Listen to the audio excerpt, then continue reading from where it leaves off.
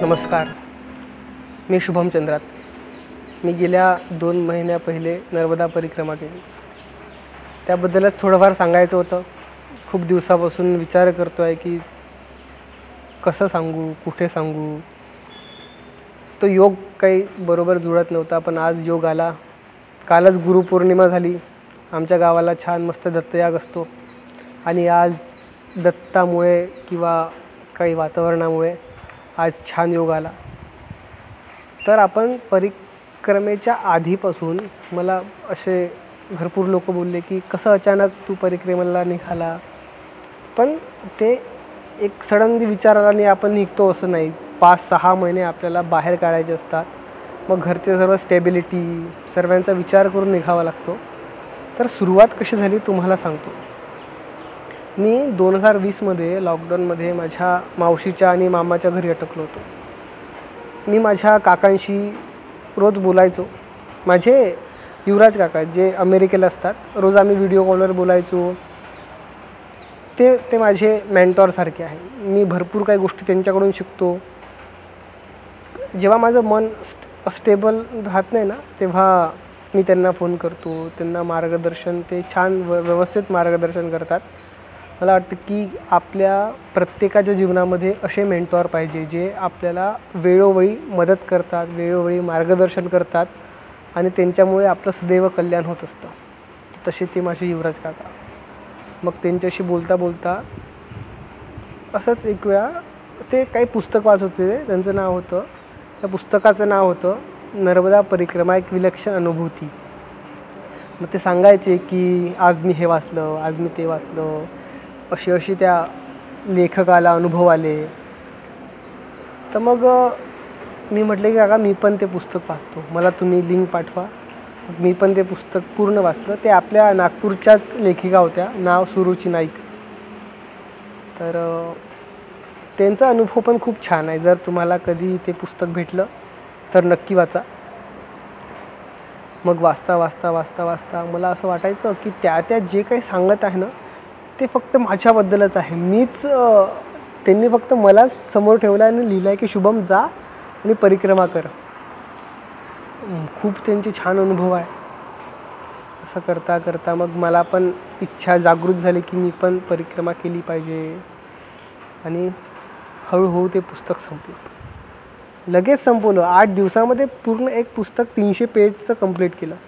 असं मी फक्त एक पुस्तक केलं होतं, रिच डॅड पुअर डॅड नावाचं. आणि दुसरं हे, मी खूप सारे पुस्तकं वाचतो.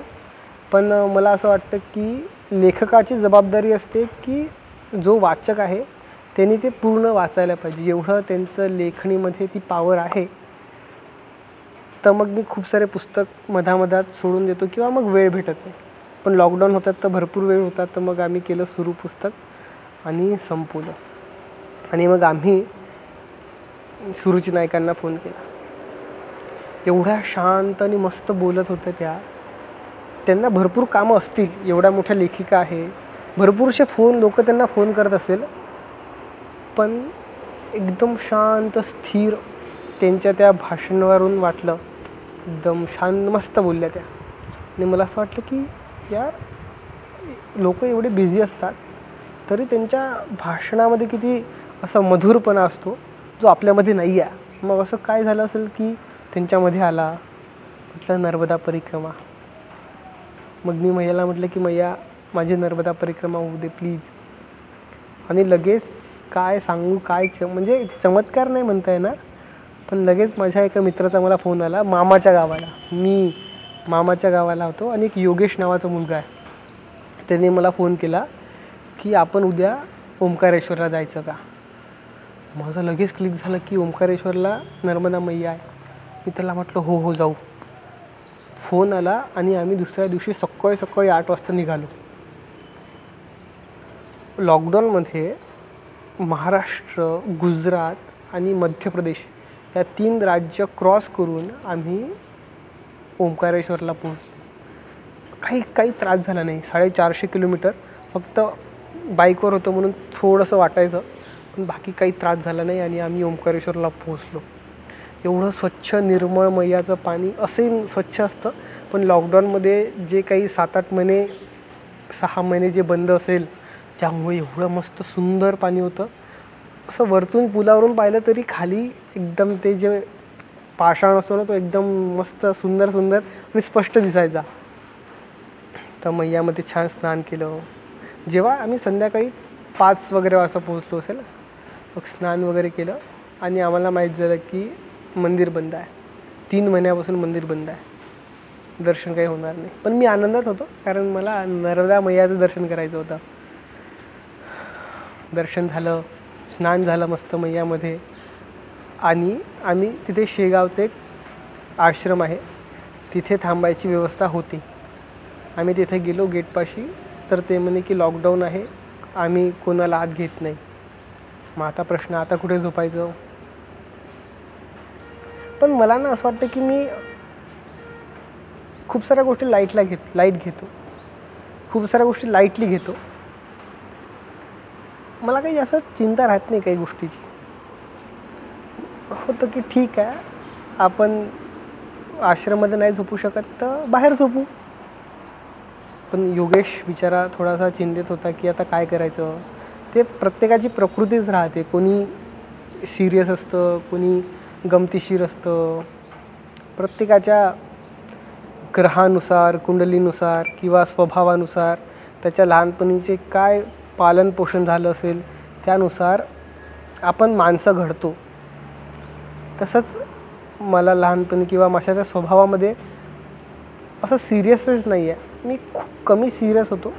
मला असं वाटतं की, आणि एक चांगली गोष्ट आहे, असा एक सर्वे झाला होता त्यामध्ये असं म्हणतात की जो व्यक्ती खूप सिरियस राहत नाही ना तो नॉर्मल व्यक्तीपेक्षा 10 वर्ष जास्त जगतो. तर मी तुमच्यापेक्षा जास्त जगणार आहे. तर मग आम्ही काय केलं, आम्ही तिथेच झोपलो. माझ्या एका मग मी स्टोरी वगैरे स्टेटस वगैरे टाकले की मी ओंकारेश्वरला आहे. तर माझ्या एका मित्राचा वैभवचा फोन आला, म्हणे की आज मंगळवार आहे, अश्विनी नक्षत्र आहे आणि देवी अथर्व शीर्षामध्ये सांगितलं आहे की जर अश्विनी नक्षत्रामध्ये मंगळवार असेल आणि संध्या असं काहीतरी सांगितलं आहे की तेव्हा तुम्ही जर देवी अथर्व शीर्षाचे पाठ केले तुम्हाला वाचसिद्धी प्राप्त होते. मला नाही वाटत की मला वाचसिद्धी वगैरे प्राप्त झाली असेल, पण तो योग होता. तर मग मी म्हटलं की नाही, आपण करून टाकावं. मग छानपैकी तिथे 11 वेळा देवी अथर्व शीर्षाचे पाठ केले आणि देवी मैयाच्या काठावर झोपलो. आणि आम्हाला दुसऱ्या दिवशी हे माहीत झालं की 3 महिन्यानंतर ते मंदिर पहिल्यांदा उघडणार आहे. आणि त्या दिवशीची तारीख होती 16 तारीख. आणि 3 म्हणजे आजपर्यंत जेव्हापासून मंदिर बांधलं गेलं असेल तेव्हापासून तर आतापर्यंत ते मंदिर कधीच एवढा वेळ बंद नसेल. आणि 3 महिन्यानंतर मंदिर उघडणार होतं. आम्ही धावत गेलो, स्नान वगैरे करून सकाळी आम्हाला खाली पोलिसांनी थांबवलं आणि मी विचारलं की तुम्ही ते RT-CPR ते केलं आहे का? म्हटलं नाही. मग ते पहिले करून घ्या आणि मग या.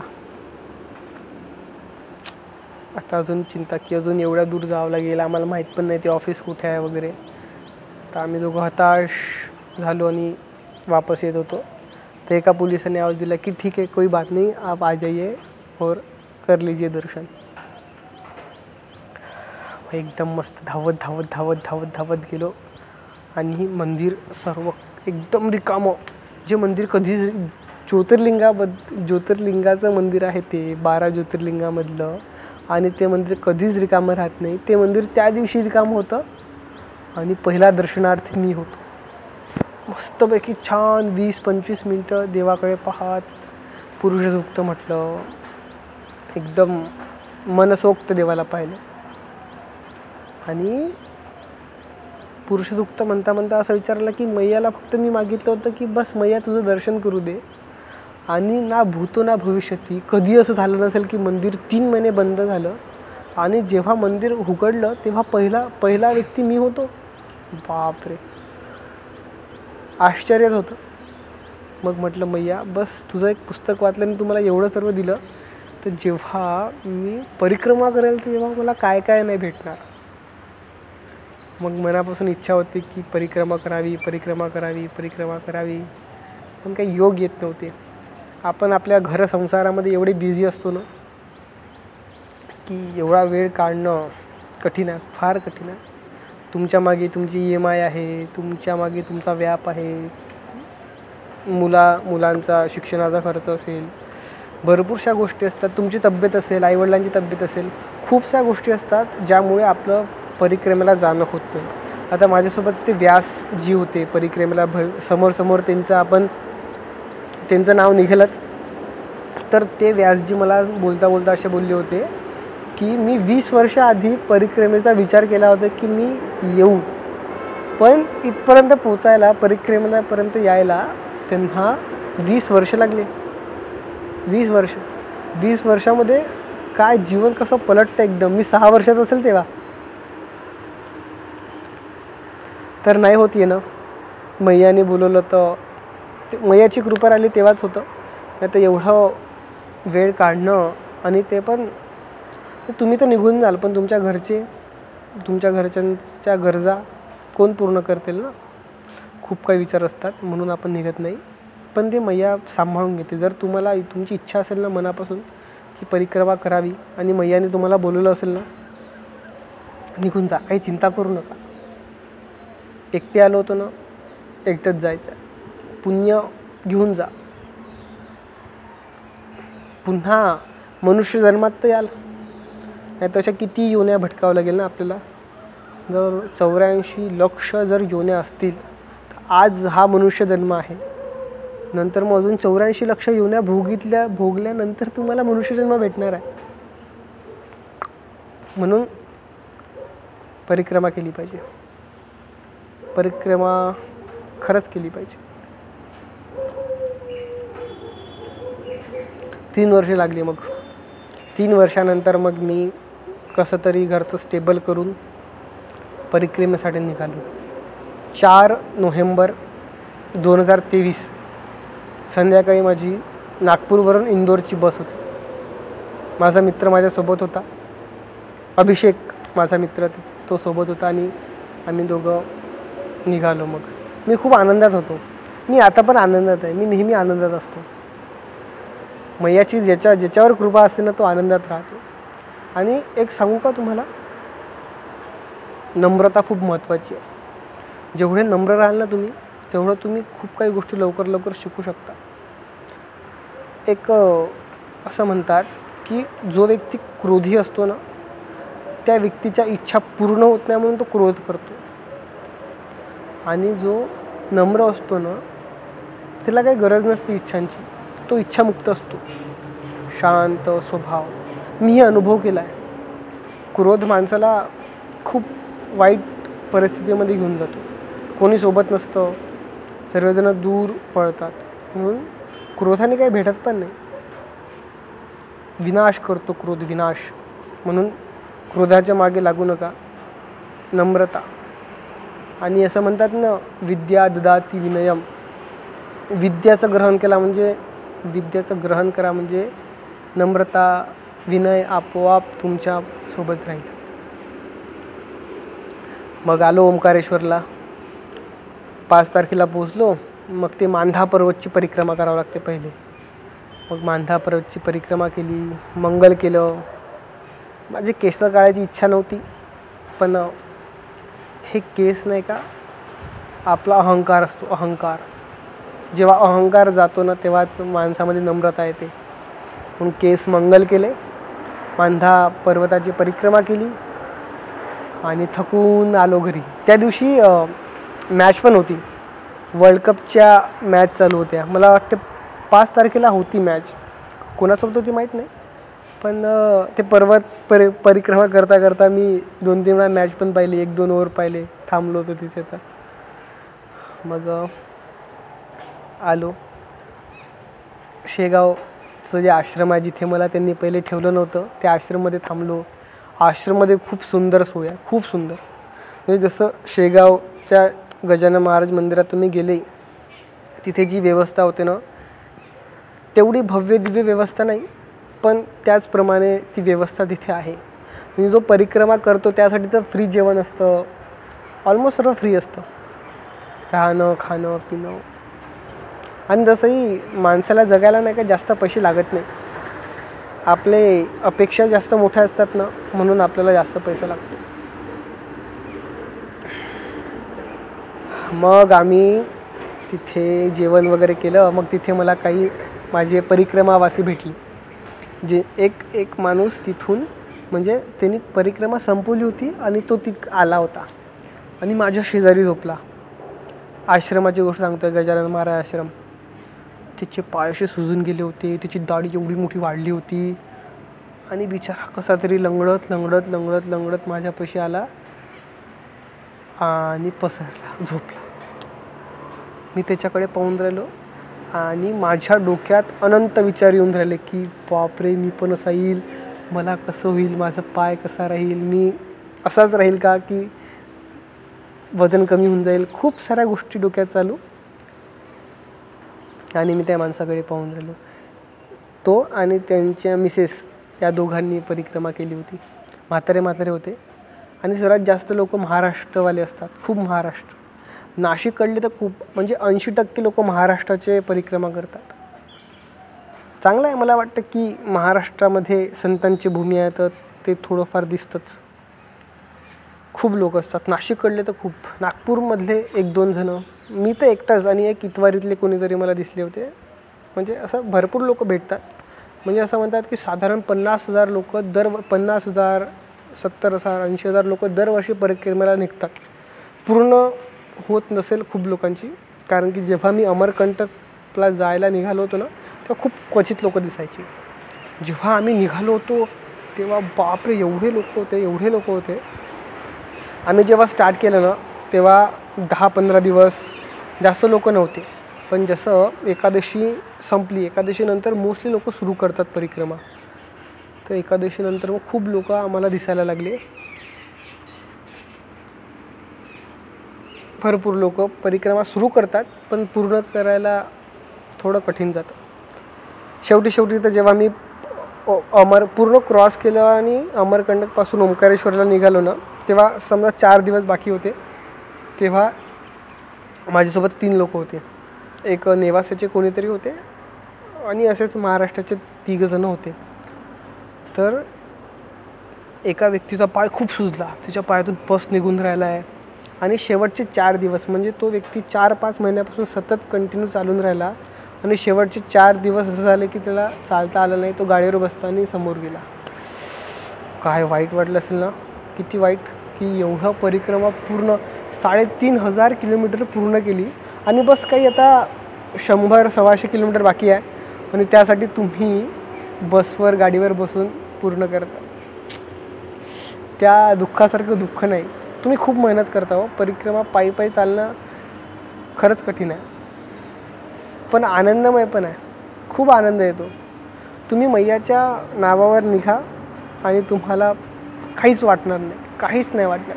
तुमचं वय कितीही असो, तुम्हाला काहीही त्रास असो, तुमचे पायाचे ऑपरेशन झाले असो, काही असो, मैया तुम्हाला घेऊन जा. आमचे जे व्यासजी होते ना, त्यांचा गुडघ्याचं एक ऑपरेशन झालं होतं आणि त्याच्या पायापाशी एक ऑपरेशन झालं होतं. 2 ऑपरेशन झाले. त्यांचं वय 65-66 वय आणि ते माझ्या पुढे चालायचे आणि मी मागून चालायचो. तर मला नाही वाटत की तुमच्या वयाचा थोडा त्रास होतो, मी मान्य करतो. कारण की जर आमच्यासारख्या वयाच्या लोकांना त्रास होता तर तुम्हाला निश्चित त्रास होईल. पण खरंच मैयावर सोडून द्या. मैयाच्या नावाने निघा. नर्मदे हर, बस निघून जा तुम्ही. तुम्हाला एवढा आनंद होईल की तुम्ही या पूर्ण जीवनामध्ये जेव्हा आनंद घेतला नाही तेवढा आनंद तुम्हाला तिथे होईल. मला रोज आठवतं. मला माहीत नाही, अचानक काही आश्रम दिसतं, काही लोक दिसतात. आता 2 महिने झाले मी परिक्रमा करून आलो आहे, पण माझ्यातली परिक्रमा काही बाहेर नाही निघाली आहे. रोज आठवतं मला. आता इथे जिथे मी शूट करत आहे, मला माहीत नव्हतं की इथे आमच्या उमरीच्या समोर एक असं छान मस्तपैकी दादाजी धुनीवाल्यांचं मंदिर आहे. तर तिथे मी ठरवलं होतं की इथे येऊ शूट करायला. आणि जेव्हा मी इथे आलो तेव्हा इथे नर्मदा मैयाचं आरती आहे. म्हणजे नर्मदा मैया जिथे तिथे आहे माझ्यासोबत. मी पाहिलं आणि मला एकदम प्रसन्न वाटलं की हे तर मैयाची आरती आहे. तर मैया माझ्यासोबत हा शूट करतो आहे ना, तर मैया माझ्यासोबत आहे. हे जे मी काही बोलणार आहे ना, हे बस मैया माझ्या तोंडातून तुमच्यापर्यंत पोहोचवणार आहे. कारण की यातले खूप सारे लोक भविष्यामध्ये परिक्रमेला येणार आहे म्हणून.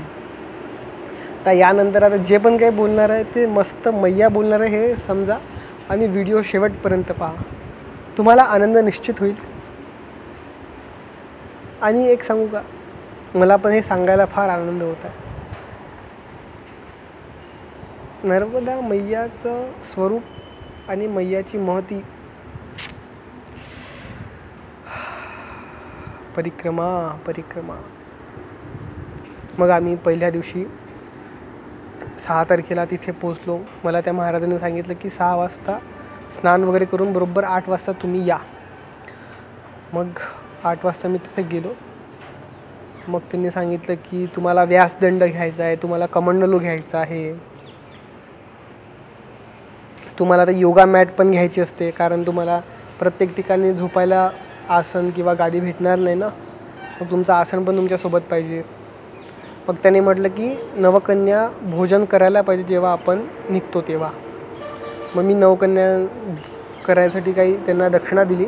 आणि माझ्या मनात असं आलं की लहान लहान मुली आहे ना, तर त्यांच्यासाठी काही गिफ्ट घ्यावं. तर मी सकाळी वेळ होती, जास्त काही गर्दी नव्हती, खूप कमी दुकान उघडले होते. तर मी एक छोटंसं दुकान होतं तिथे गेलो आणि त्यांना म्हटलं की मला नवकन्यांना काहीतरी द्यायचं आहे गिफ्ट म्हणून. तर मी काय द्यायला पाहिजे. मग तिथे भरपूर असं खेळणे, रिमोट आणि हे ते होतं. तर मग मी पाहता मला एक दिसलं की तिथे जे खेळ भांडले असतात ना, खेळ भांडुले, ते पोळ्या करणारं आणि हे करणारं, त्या मुलींना खूप आवडतं. तर मग मी 9 घेतले आणि मला समोर एक मुलगी दिसली छोटी. आणि मग माझ्या विचार आला की एक हिला पण देऊ. तर मग मी 10 घेतले आणि एक त्या मुलीला दिले. त्या मुलींनी माझ्या डोक्यावर हात ठेवला आणि म्हटलं की सदा सुखी रहो, तुम्हारी परिक्रमा पूर्ण होगी. काटे त्या अंगाला. मी त्या मुलीला सांगितलं नव्हतं की मी परिक्रमा करणार आहे आणि त्या मुलीने मला म्हटलं की तुम्हारी परिक्रमा पूर्ण होगी. काय. मग मी तिला नमस्कार केला, पाया लागलो तिच्या आणि तिने माझ्या डोक्यावर हात ठेवला.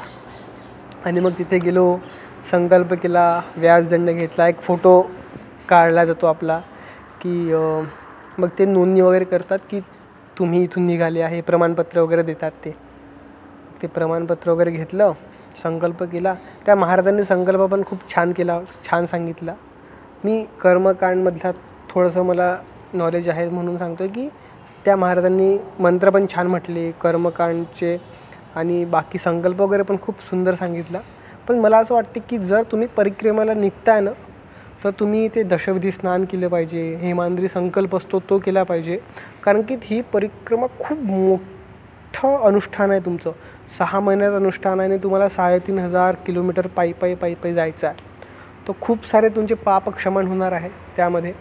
तर म्हणून हे सर्व तुमच्या गुरुजींना विचारा आणि सांगा की मला दशविधी स्नान करून हेमांद्री संकल्प करायचा आणि मग परिक्रमेला निघायचं आहे. माझं एवढं काही झालं नाही, पण ठीक आहे, जे झालं ते देवाच्या कृपेने चांगलं झालं. आणि जास्तीत जास्त नाही का, खूप कमी वजन घ्यायचं. म्हणजे तुमचं जी बॅग आहे ना 4-4.5 किलोच्या वरती नको, बिलकुल नको, काहीच घेऊ नका. एक वरचं कपडा घ्या बंगाली जे काही असेल आणि खाली लुंगी, 2 लुंग्या आणि 2 बंगाल्या, बस संपलं. आणि बाकी ते मग जे काय अंडरवर आहे, जे बन्यान आहे ते, म्हणजे जास्तीत जास्त तुमच्याकडे 4-5 कपडे बस, बाकी काहीच नाही. तुमचं मोबाईलचं चार्जर आणि मोबाईल, पॉवर बँक वगैरे पण काही घ्यायची गरज नाही. कारण की तुम्हाला ऑलमोस्ट जिथे जाल तुम्ही तिथे तुम्हाला चार्जिंगचं भेटूनच जातं. आश्रम खूप आहे आणि काही चिंता करू नका. तुम्ही मैयाच्या नावाने जात आहे ना, तुम्ही कुठेच हरवणार नाही आहे, तुमच्यासोबत काहीच होणार नाही, काहीच नाही. ना शूलपाणीमध्ये होणार आहे, ना आदिवासी काही करणार आहे, ना कोणी प्राणी काही करणार आहे, काहीच करणार नाही आहे. तुम्हाला एक आम्ही इथे चाललो होतो, सीतारण्य होतं, आणि सीता अरण्यामध्ये 22 किलोमीटरचा एक मोठा पट्टा असतो. त्यामध्ये खूप जंगली जानवरं असतात, भालू. काही काही लोकांसोबत असे इन्सिडेंट झाले आहे की ते भालूने त्यांच्यावर अटॅक केला आहे वगैरे, असं भरपूर काही. तो तिथे नाही का सर्व परिक्रमावासी खूप चिंतेत असतात.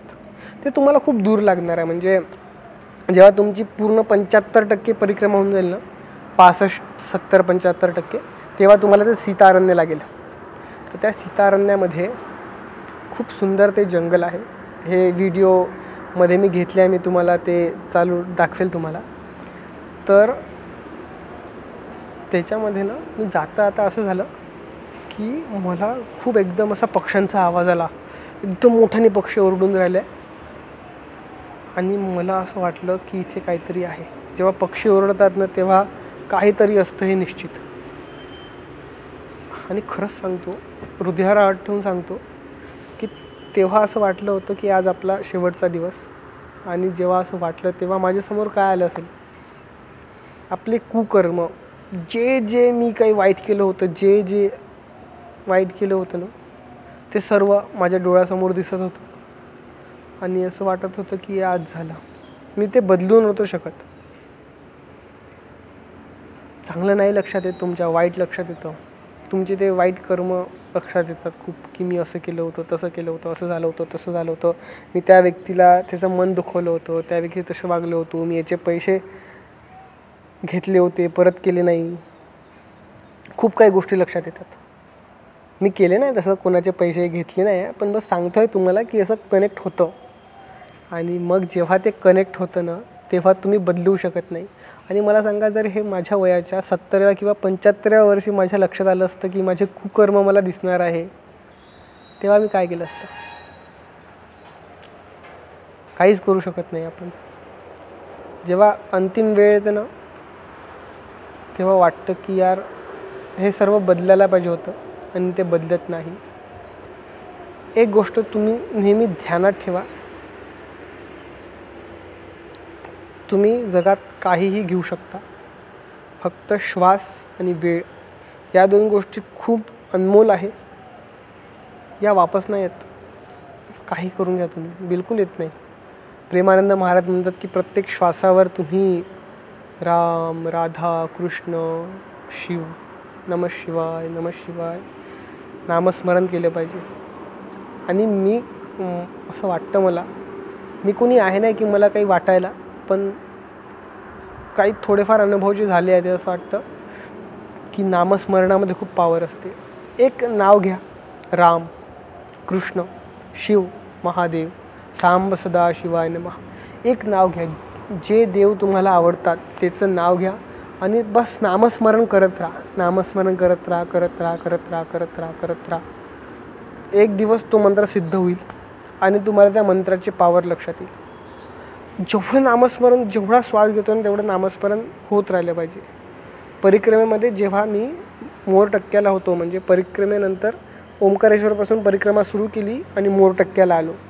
मोरटक्क्याला आल्यावर तिथे 2 सेवेकरी आहे, म्हणजे ते पुण्याचे आहे.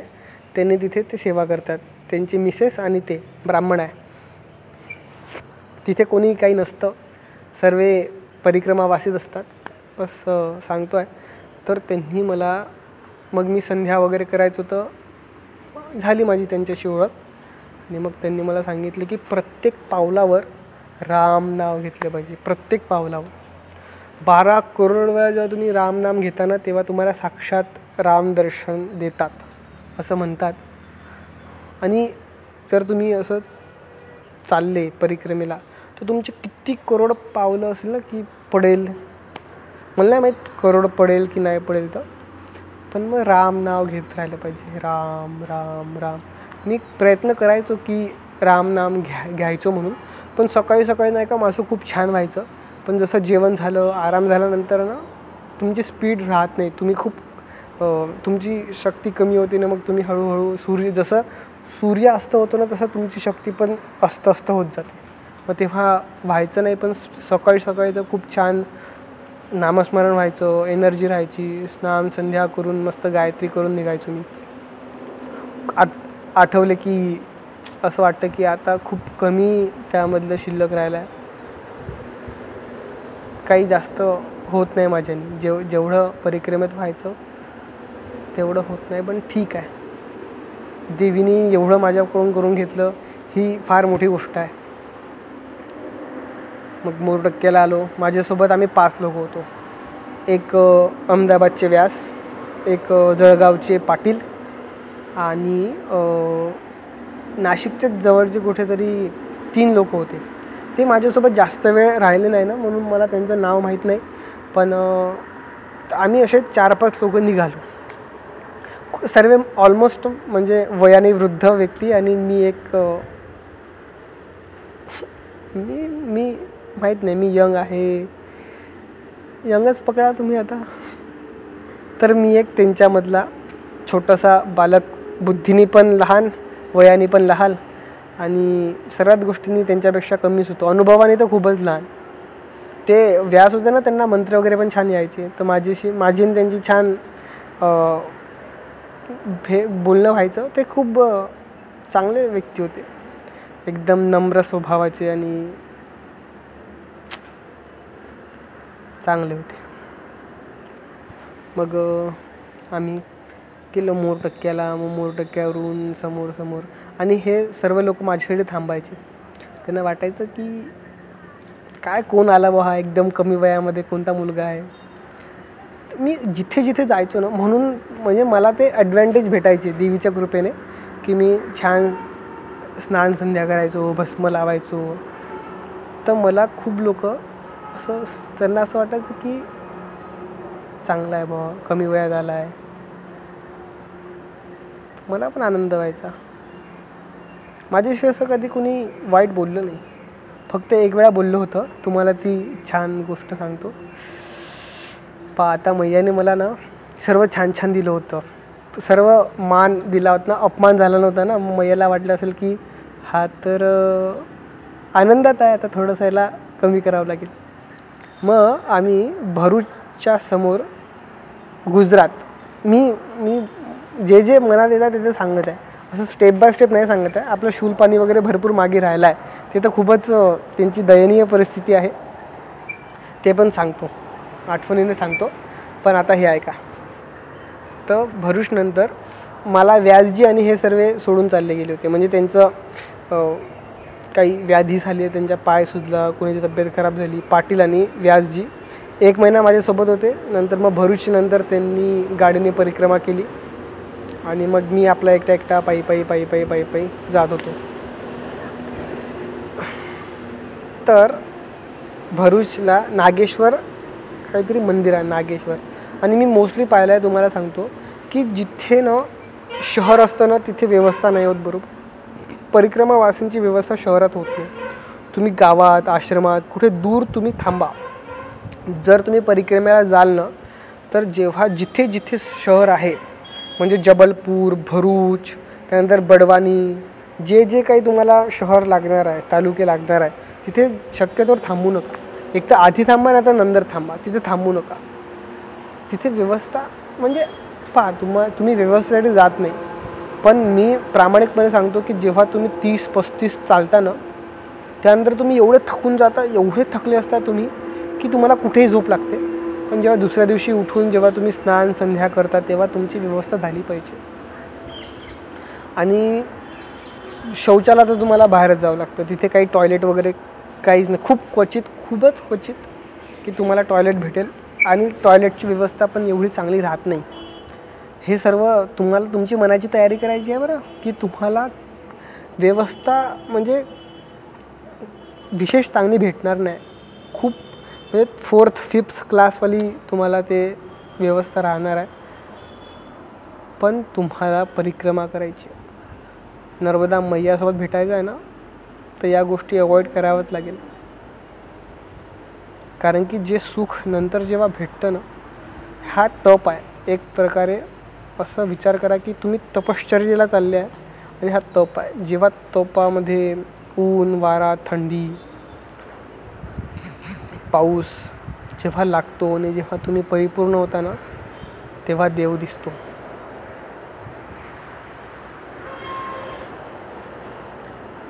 ज्या रूपामध्ये तुम्ही पाहता ना देवाला, जेवढे फोटोमध्ये पाहिले आहे, तसेच देव दिसतात, तसेच.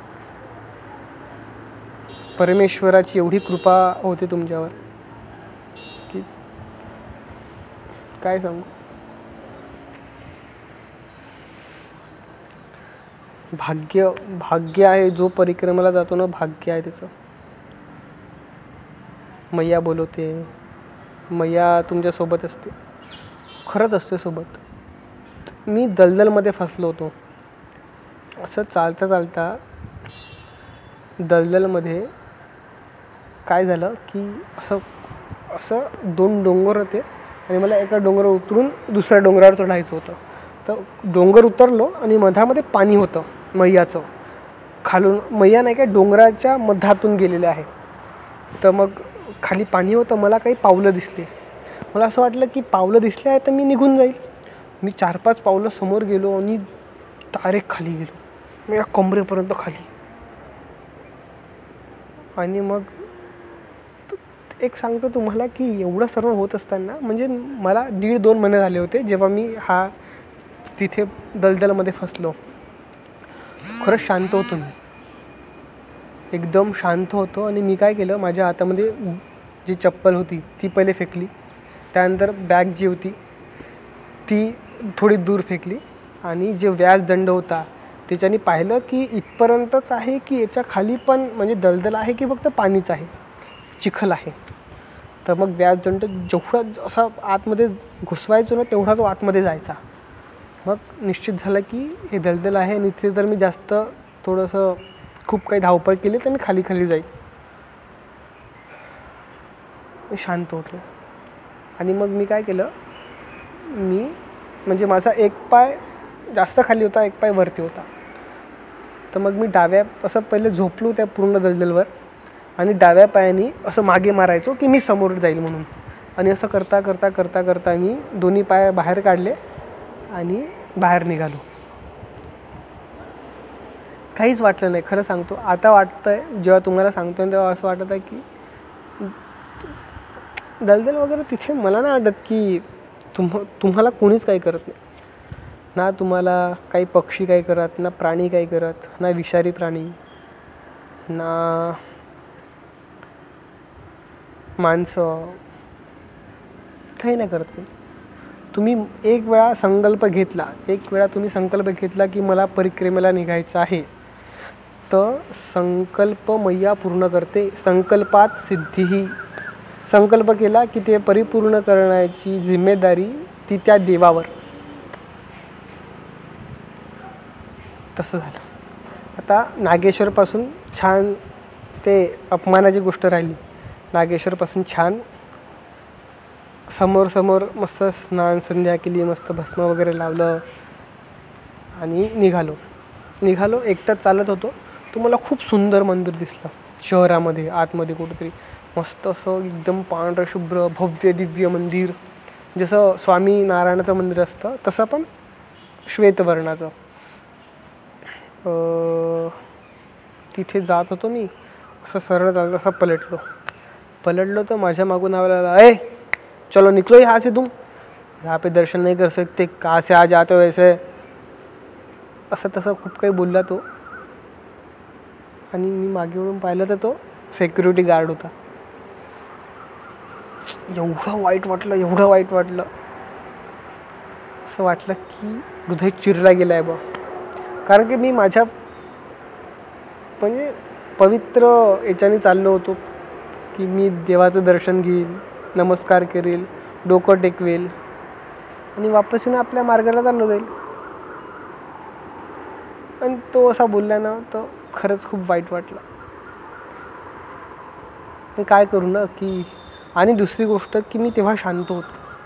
जर असं नागपूरमध्ये जर कोणासोबत पण केलं असतं तर मी म्हटलं असतं की असं का बरं बोलत आहे तू, देवाला दर्शन घ्यायची तर फक्त चांगल्या लोकांनाच देवर असतो का. आणि जेव्हा तुमच्याकडे पॉवर असते ना, तेव्हा ते मन शांत ठेवून कंट्रोल करून त्या व्यक्तीला स्माईल देऊन समोर निघणं फार कठीण असतं. खरंच कठीण असतं. तुम्हाला आता जसं जेव्हा कनेक्ट नसेल होत ना, पण कठीण असतं मित्रांनो.